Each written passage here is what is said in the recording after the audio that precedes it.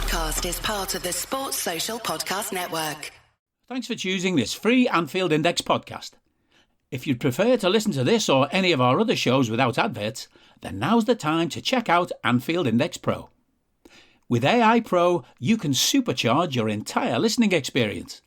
You'll not only get all of our podcasts without the ads, but you'll have them far faster with our quick publish feature available exclusively for subscribers. AI Pro also puts you in the heart of our sound studio, with an option to listen to many of our shows live and interact with the podcasters in real time as the shows are recording. Upgrading couldn't be easier. AI Pro is available on all popular podcast platforms, and we have our own apps for Apple and Android. Just head on over to AnfieldIndexPro.com and get started today. Good morning, good afternoon, good evening, wherever you are, whatever you're doing, and welcome to another special edition of Stat Me Up for Anfield Index, ladies and gentlemen. So we've got a million things to discuss stat-wise this week. We've got a Carabao Cup final, kids, medals and magic to discuss. God, it doesn't stop, does it? We've got Southampton in the FA Cup tomorrow. Then it'll be the weekend and we'll have Forest away in the league. That's another massive one. And here, as ever, to join me, walk me through all the key stats and meet your needs, is the Hungarian hipster, the magician of the media himself, Ben Bocksak. Ben, how are we, sir? Yeah, I'm good. It's nice to be on again, and it's nice to be on speaking just as we predicted last week about two victories, and most importantly, one very important victory and one very special night for Liverpool and for a lot of young players as well. So I'm looking forward to discussing everything that went down at Wembley. Absolutely, yeah. It could have been a bit of a downer, this show, in a different way, but that's an alternative universe, which we don't really care about. So let's get straight into it. Let's start hitting the stats. Let's start hitting our thoughts, ladies and gents. I mean, Ben, extra time, VVD header, the amount of things that went on in those 123 minutes, absolutely insane in one way. I mean, when you're looking back now, and we are Tuesday, so it still seems like I'm still buzzing, I'm not going to lie. What are your honest thoughts about the overall game, everything that happened? It surprised me, to be honest, because, just heading into it, the amount of injuries Liverpool had, we found out on the day, which we probably suspected anyway, that Nunez, Salah and Szoboszlai are not going to be involved. Yeah. That was a bit of a downer. So heading into it, you're kind of expecting Chelsea to dominate. You kind of think that, this is just not going to be Liverpool's night. And then Gravenberch goes down, and, I thought Liverpool started quite well. But then, his injury, that disrupts things. You have to ask Conor Bradley to play a right wing for, I think, sort of 45, 50 minutes. He played on the right wing, and you're thinking, surely Chelsea are going to run away with it. But I don't think that ever happened. I think Liverpool stayed in control. Even during extra time, sure, Chelsea had chances, and, we won't deny they didn't have chances to score as well. But on the whole, it was a pretty even game. As Jurgen Klopp pointed out, Jadon Danns could have scored twice even. He had chances. So it wasn't like it was. I don't think any side sort of dominated. Both teams had periods where they were the better side, and I think overall it was an even game, and it was probably one of those games where you go, 1-0, 0-0, that kind of game. And I think that surprised me given the experience Chelsea had and the experience Liverpool had. Yeah, no doubts about it. Yeah, I've seen this narrative that we were hanging on, and you can't pretend Chelsea didn't have chances, or there was the small periods when they were on top, but it also shouldn't get ignored that, like you said, Jadon Danns nearly scores, Cody Gakpo hits the post. There's that one late on where Harvey Elliott, and it's a great save, to be fair, by the Chelsea keeper, almost bundles it back over the line, doesn't it, when we all thought that was in and we were waiting for Chris Kavanagh to double-check his watch type of thing. So, yeah, an even game, but you can always say you either win a final or you don't, so who cares ultimately? But what we do care about, Ben, is stats. Now, I have no doubt, I saw the timeline, and I loved the approximately 67,000 tweets that were tweeted out about the game, the stats, and the players. So I'm almost going to tee you up for these, and I'm going to start with who I believe, and you can tell me if I'm wrong on this. This player's a bit of a cult hero for you, Wataru Endo. I know you like this guy, don't you? So hit us with the big stats for Wataru Endo on Sunday. I mean, I thought you can tell towards the end of the game, yes, he got a little bit tired. I think he won 12 duels, which was the most in the game, but he won those 12 duels in 90 minutes.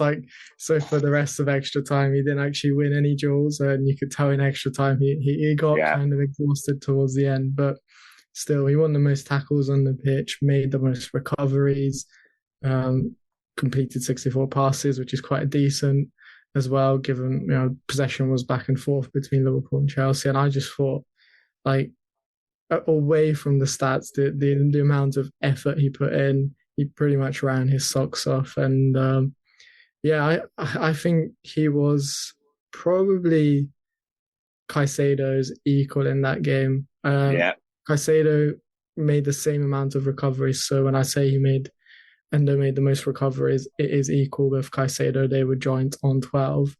And I thought Caicedo actually was quite good. I know the narrative will not like me to say that, because the narrative is that Wataru Endo outplayed Enzo Fernandez and Caicedo. I thought both of those midfield players were okay for Chelsea, and Endo was really good for Liverpool, but I don't think there was that much difference between them. But however, the difference in price tag shows what better value for money Liverpool got in Endo, because even just the mere fact that he was able to sort of keep pace with them and sometimes be better in situations. Yeah, just goes to show how good of a signing that was, and how good of a player he is, and how valuable he is to Liverpool as well. I think, I think overall, again, yesterday, Sunday was more proof that Endo is a key player for Liverpool now. I think you're getting to the stage where even if everyone's fit, he probably starts. I don't know. I think he kind of deserves it. I know McAllister's done really well in that holding midfield position, but for me, I think Endo's defensive ability, the way he's grown into these games, and he's really got used to the physicality of the Premier League.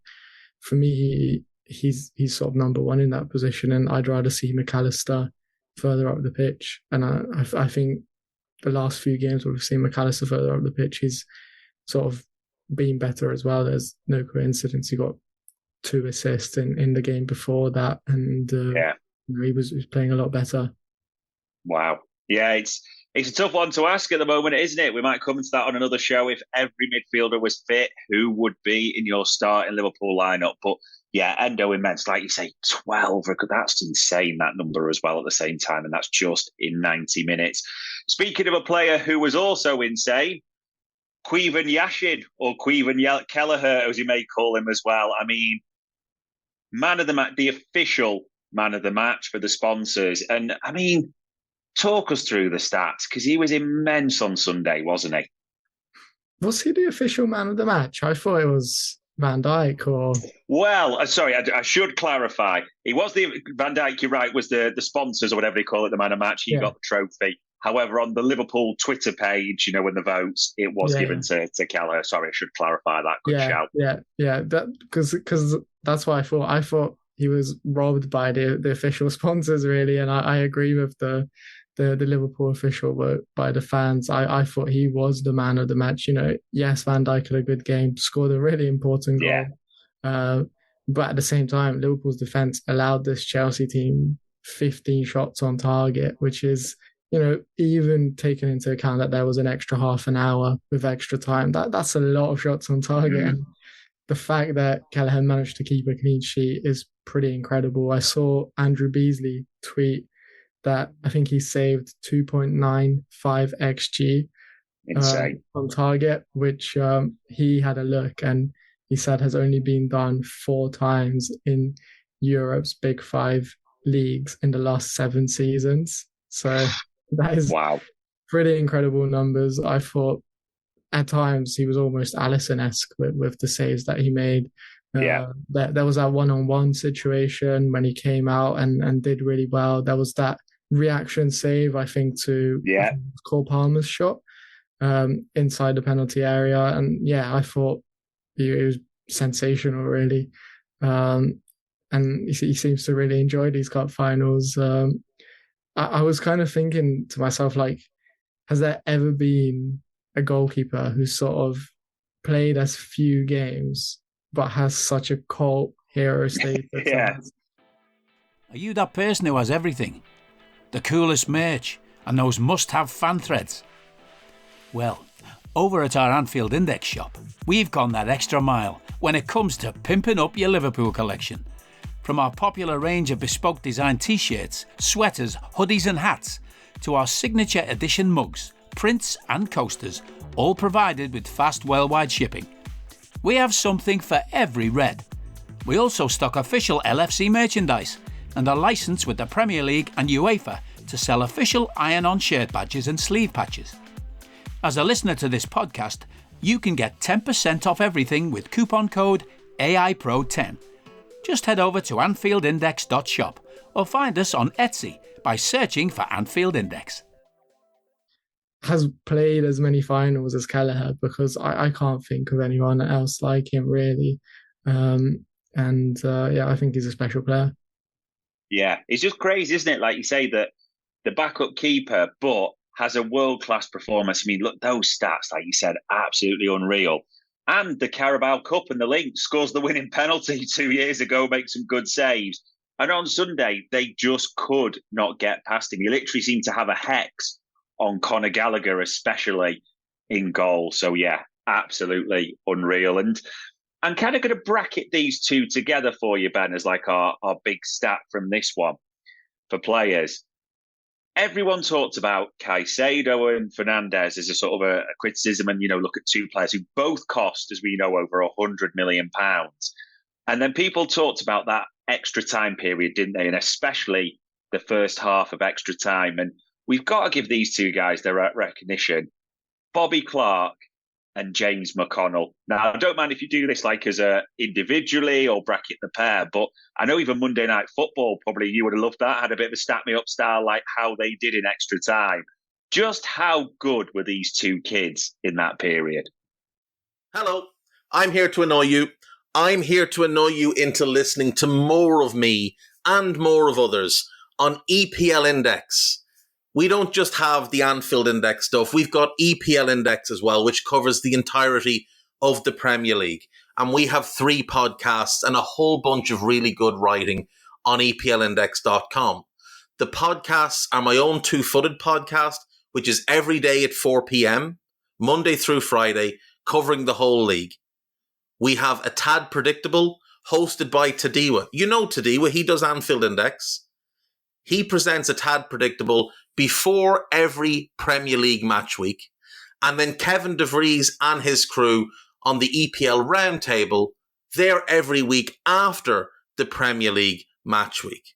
So make sure you listen to everything we're doing on EPL Index and follow us there on Twitter at EPL Index. Thank you. Bye-bye.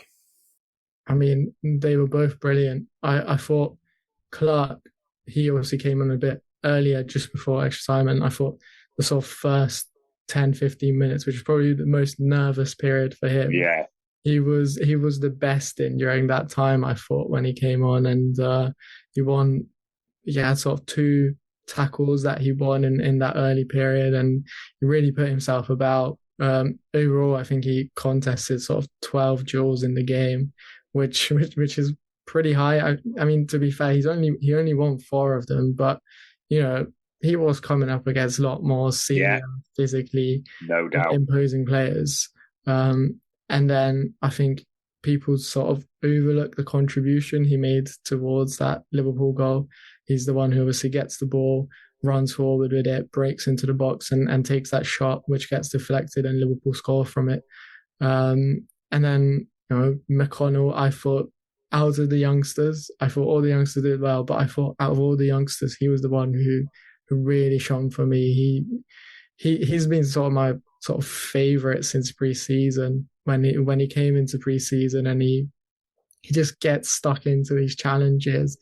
We saw him do that all throughout the summer. When he came in and was asked to play in that number 6 position, which he hadn't played that much at academy level. He played there a few times, but he played a little bit further forward, or sometimes on the flanks as a wing back, right back, that kind of thing. So the fact that they coached that into him over pre-season, and he came in and did really well, speaks volumes about his sort of quality. But just in this game alone, I think he only played around sort of 40 minutes roughly. Yeah. With the added time in full time and added time in the 2 extra time periods as well. Yeah.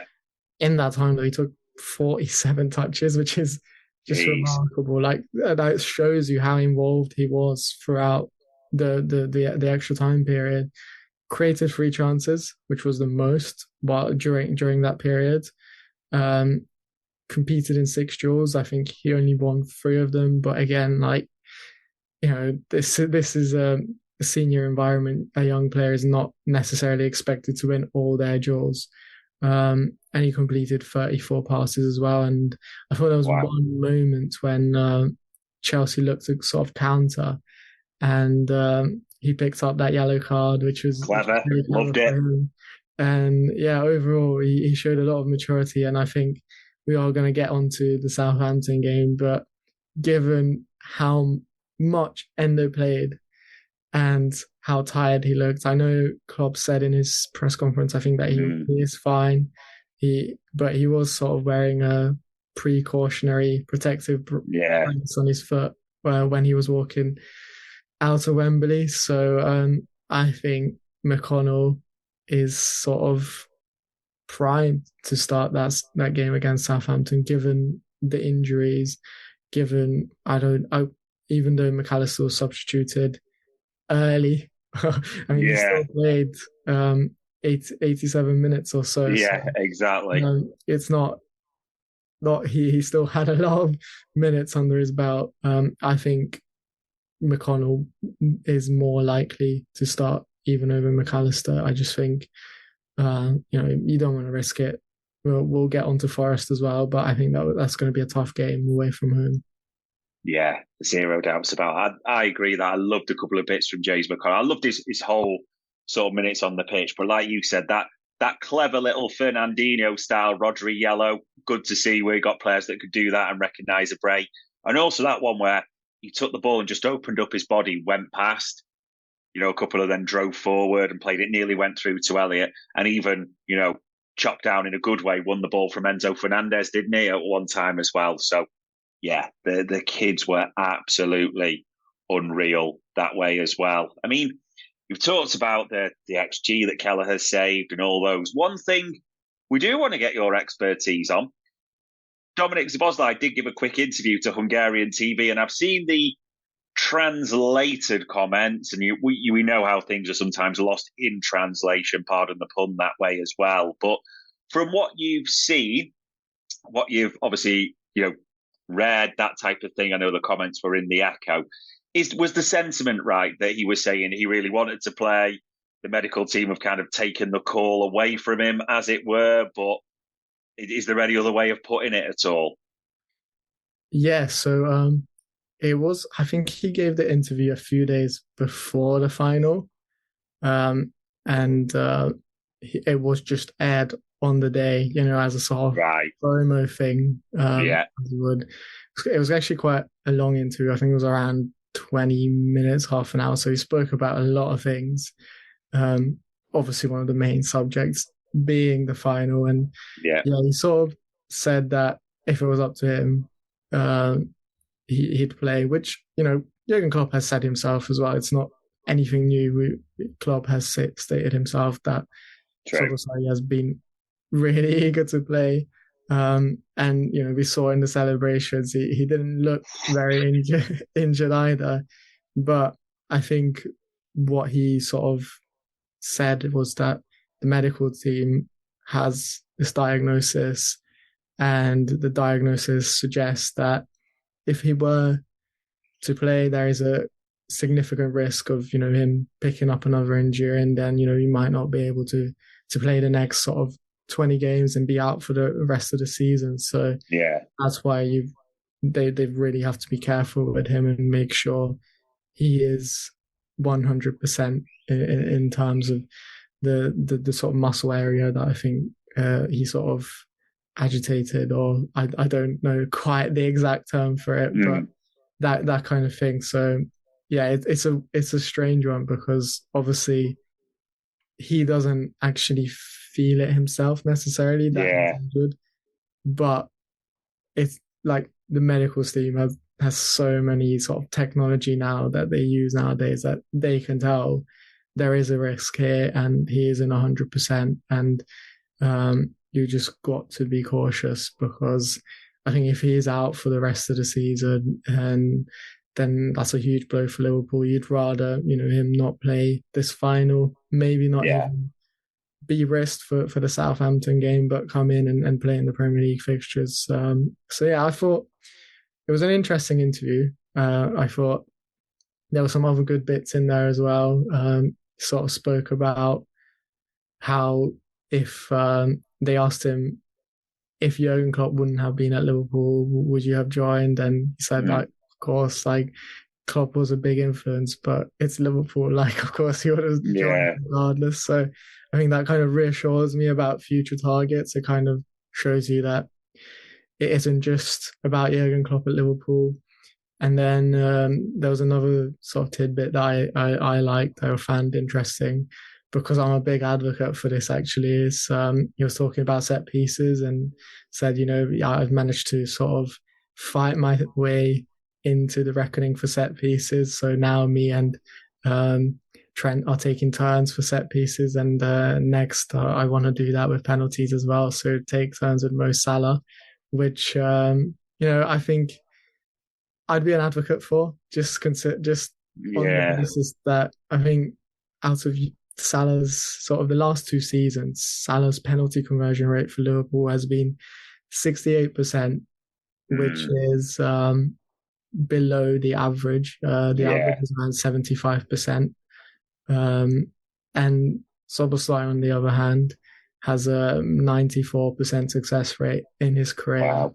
And, he didn't just take penalties against the likes of Lithuania for Hungary. He's taken winners against England, an equaliser in the 90th minute against PSG in the Champions League against Donnarumma, where Neymar even sort of like taunted him and tried to throw him off, but he put that one away. And he scored against Bayern Munich last season as well in a crucial game that Leipzig ended up winning. So he's got sort of this track record of being able to take penalties against high-profile opponents and in high-pressure situations. And I think if I know it's a difficult question, because obviously Mohamed Salah is so determined to break all these records, and that's one of the factors why he is on penalty duties. But logically speaking, if we're looking at the analytics, like, I think it is sort of time for him to hand over that responsibility. Yeah, good luck with that, Szoboszlai, is probably how I'll respond to that. Yeah, I can see trying to have that conversation with Mo Salah, but it will be interesting to see where it goes. And it probably pivots us nicely to the Southampton game, because like you said, Klopp gave us the update in the press conference. He said that the big three, as in Núñez, Szoboszlai and Salah, they are being monitored, touch and go, almost all the platitudes he was using, wasn't they, to say possibly for this game. He told us that Gravenberch naturally has, no surprise to anyone, ligament damage. He's out for this one, and definitely Forest as well at the same time. Thiago probably out for the season, said he couldn't share too much more. And then a bit of positive on the other side that they're almost waiting for, as he phrased it, the green light for Stefan Bajcetic. I mean, Christ, Ben, with this, Elliot Diaz, Endo playing 120 minutes. Who the hell are we lining up for this one? It's a difficult question. I wouldn't want to be in Jurgen Klopp's shoes right now. I mentioned McConnell, Yeah. I think he's pretty much a shoo-in. I wouldn't be surprised. I mean, he started the last FA Cup game, so I wouldn't be surprised if he starts this one. Bobby Clark, we were expecting him to sort of start the last FA Cup game, and obviously he didn't. I don't even think he got on the pitch in the end. But I think for this one, he probably comes in as well.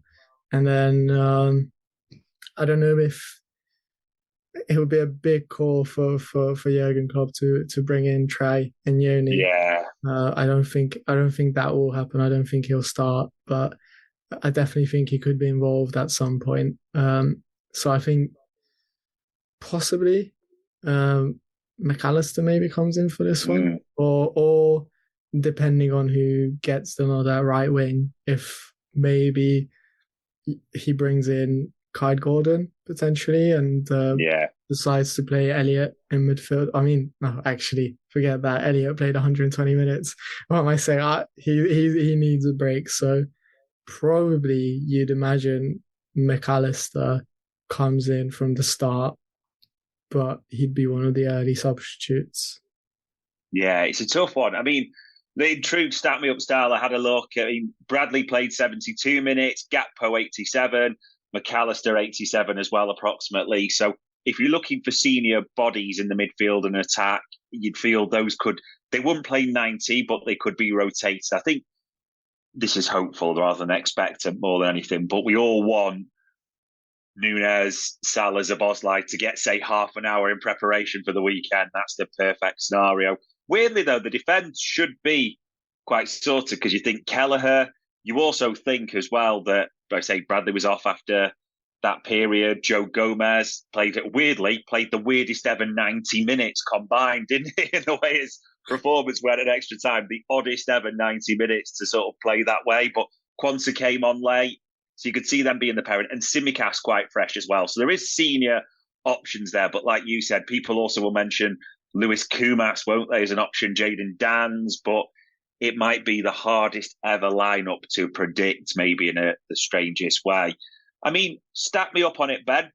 Southampton, this round of the FA Cup, or our recent record even against Southampton, anything to be positive about there from the stats? I don't need a VPN. I've got nothing to hide.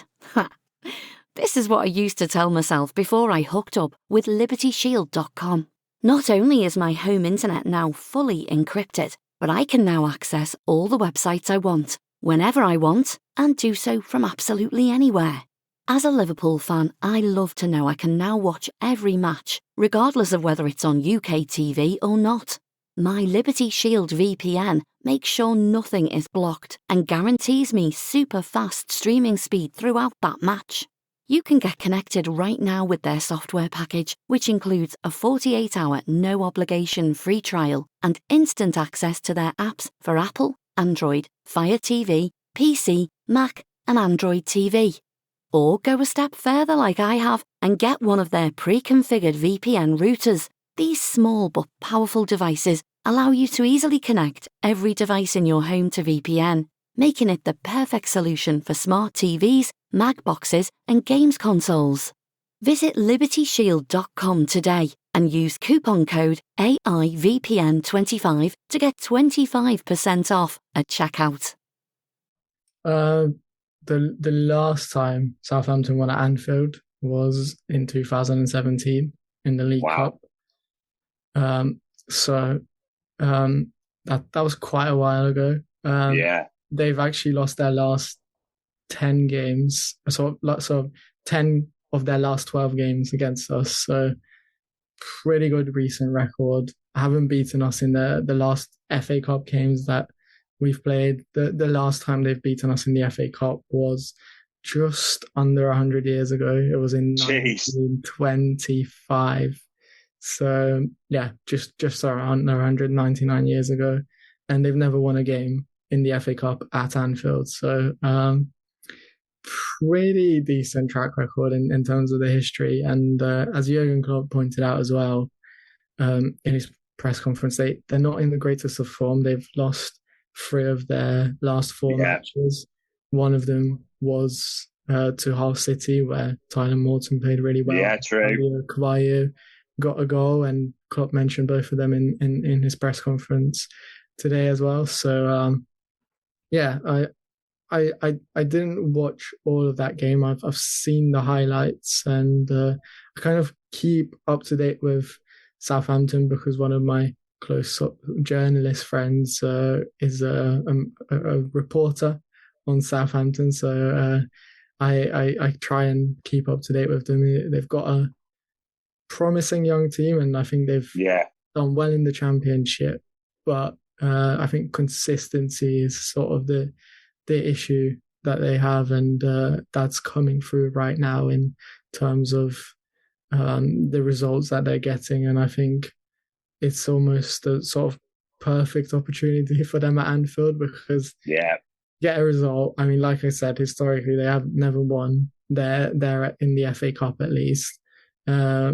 It could be a good result. I mean, we know it's not going to be against Liverpool's strongest 11. It's probably not going to be against Liverpool's B team. It's probably going to be against Liverpool's C team. But it's still Liverpool. That won't matter to them, and it's a good opportunity to get a result against us in this game, and sort of end that bad run. But also for Liverpool, it's a good opportunity to play Southampton as well, given that they are on a bad run. And if you get an early goal, then their heads will drop. And, the power of Anfield, I think, will be really significant in this game for Liverpool.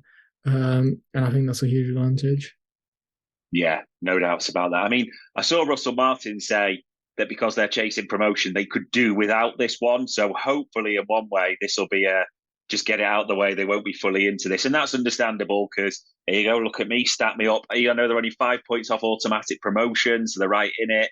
But there may be a bit of rotation. So fingers crossed it does work out that way. We only have tomorrow night to see. And even after tomorrow night, Ben, the games just come thick and fast. We'll be back in league action against Nottingham Forest away on Saturday. Now, stats-wise on this, I may just be imagining it, you're going to tell us, but I always feel like this is one we struggle in. Am I getting that right? I mean, we don't have a lot of recent record against Nottingham. So last season, we obviously lost to them. Tyrone Avani scored a goal, which was sort of very fitting since he spent so many years at Liverpool and never got the opportunity. So I'm sure that was a great moment for him. Not so great moment for us. But yeah, I mean, before that, we played them in the FA Cup the season before. That was, again, a bit of a struggle. Diogo Jota, I think, got a winner in like the 78th minute. So it took us a while to break them down. Yes, scrappy. But that was under Steve Cooper. True. And obviously he's been sacked. They've got Nuno Espirito Santo now.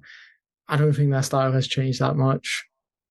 But I still see Avani as their main threat. Like, his goal conversion rate is really good. And for a team like Forest, who don't create a lot of chances, they don't like to have the ball a lot. They like to sit deep and defend. That's the kind of striker you want. The striker who only needs one chance to score. And that's the type of striker Avani is. He's really difficult to defend against. I think he scored against Arsenal recently.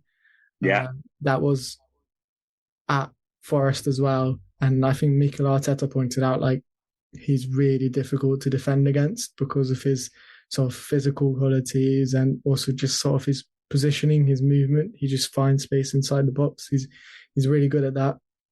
So I think he's going to be their main threat. What I'm expecting is they're not going to want the ball a lot. They're going to let us try and play, sit back deep and try to counter attack. Like, they've completed the fifth lowest passes in the Premier League. But I was like, okay, well, maybe they just like to go long, but like they're in like the bottom 10 for long passes as well. So the impression that I'm getting is they just don't really want the ball that much, they'll sit deep and they'll try to defend. And that's kind of what you see from their results. Like, they don't make it easy at their ground. Like, Arsenal, I think, only got a 2-1 win. Yeah. Newcastle beat them 3-2, very close. They beat United, but I mean, who doesn't beat United these days? Yeah, true. I think, like you said, we lost last season and struggled in the FA Cup, so it hasn't been easy against them, and I don't think it will be easy this time around. But I'm kind of confident that by then we'll have Nunez, at least 2 of Nunez and Szoboszlai being able to play the game, and I think that should be enough to get Liverpool through this game. But it's not going to be easy. Yeah, no doubts about it. You're right, though. You think of Forest, it's almost like that first game when Espirito Santo came in and they beat Newcastle away, didn't they? Chris Wood got that crazy hat-trick, but Newcastle's possession was over 70, but they just, they'll give you the ball. They just want to hit you on the break. So, yeah, Liverpool will have to use it wisely, you feel, in this one. And the final one, Ben, people are talking about this, and I get why they said it before and why they're saying it afterwards. The Carabao Cup final, before, and it was right to say this, it feels like gives people the taste for silverware, a springboard onto things. And now, naturally, and I get this as well completely, now we've won it, that it'll boost the kids, it gives that. And even Jurgen Klopp talked about it, didn't he, at the press conference today, how it gives it everything and going forward. Maybe difficult to get any of this, but on the back of a Carabao Cup win, do the stats indicate it goes well for Liverpool after that? Does it give the springboard that everyone's talking about? I mean, I looked at the 2 seasons ago when we won it, and it's a very sort of similar situation. We played on Wednesday night after the Sunday. Played Norwich, beat them 2-1, and then we played West Ham, beat them as well, and then went on a little bit of a run. I think we lost to Inter in the Champions League, but we were already through on That's our right, yeah. So it didn't matter. But in the games that mattered, so in the Premier League, Liverpool didn't lose a single game. Again, it was sort of, the City game was quite close after the final as well, and Liverpool didn't lose against them, but that probably went against us that time because had we beaten them, I think we could have won the league. So this time around it's a little bit different, because I think even if you get a draw but win the rest of your games, that should be enough for Liverpool to win the league. So I think overall there were 12 games left of the season. Liverpool won 10 and drew 2. If Liverpool can replicate that again in the Premier League, I hate to say it, but that probably wins you the Premier League. You've got to be honest, like that probably does it. So if Liverpool can just do what they did 2 years ago, we should be pretty good. And I think we really saw it that season, didn't we? Like, I think Luis Diaz's arrival was a big boost. We didn't actually mention him, but I think he loves playing at Wembley. Like, he was really good in that final 2 years ago, and he was again really good in this final as well. Didn't get a goal or an assist, but like, he completed the most dribbles on the pitch. I think created the most chances. Like, he was everywhere, and just running up and down the Wembley turf. Like, I think he really likes the Wembley pitch is so wide. I think he really likes that space that he gets. Suits him. Yeah. So, I think obviously that season, him coming was huge. But I think getting that victory at Wembley was a very significant point in our season. And I think similarly, this one was even more special because of like the amount of players who weren't there. I mean, I know Liverpool were missing a few in the final 2 years ago, but this was on another level. And the fact that, still got the win, still managed to pull through is huge. And I think you saw it when the players were returning the next day to the training center, and everyone was full of smiles. Even though we took a battering, there was a lot of injured players. We saw a lot of players wearing braces and stuff during the celebrations. Mm-hmm. They didn't look wounded. They looked super pumped. And looking at the videos as well, when they came in this time to training, it's a sort of different atmosphere, but they look so focused and sharp and sort of ready for the next game and the next challenge. And I think they'll be so motivated to get more trophies. And that's another thing that sort of Dominik Szoboszlai spoke about in his interview on Hungarian TV. It was like, it's great winning the League Cup. It's great winning these trophies, but the one that we want the most is the Premier League. Like, we want to win it for Jurgen Klopp, but we just want to win it mainly, for everyone, because that's the most important trophy in England. And he was sort of speaking like, I could be the first Hungarian to ever win it, and how special that would be for him, and how motivated he is to do it. So I think, he said at the start of the season that if you're Liverpool, you should be aiming to win every trophy, one down. And I think the attitude at Liverpool is still very much one down, but 3 more to go. And I feel like it's not just Szoboszlai who feels that way. It's the whole team. And I don't know. I'm expecting them to pull through against Southampton and Forest, and then hopefully you get a bit of a breather and you have some players coming back. Definitely in terms of the matches, you're not getting a breather, but just players coming back would be helpful for Liverpool. Yeah, no doubts at all. And do you know what? That seems the perfect place to finish, because it's another massive week coming up. It's Southampton, it's Forest.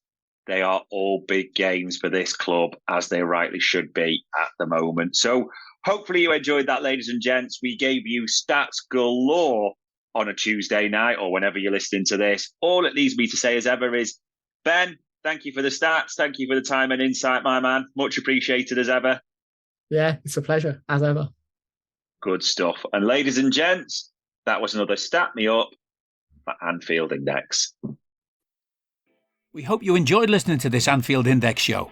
Please be sure to subscribe to our channel so future podcasts find their way to your device automatically. There's nothing quite like fan engagement, and we'd love to know what you think of anything discussed on this show. The best way to get in touch is over on our free Discord community, where both podcasters and listeners debate the hottest LFC topics 24/7. Sign up free now at anfieldindex.com/Discord. You won't regret it. You can also follow us on Twitter at Anfield Index, and find us on Facebook by searching for Anfield Index. Oh, and before you go, we'd love it if you could leave us a 5-star review on your favourite podcast app. It only takes a couple of seconds, and it means the world to the people who create these free shows. Sports Social Podcast Network.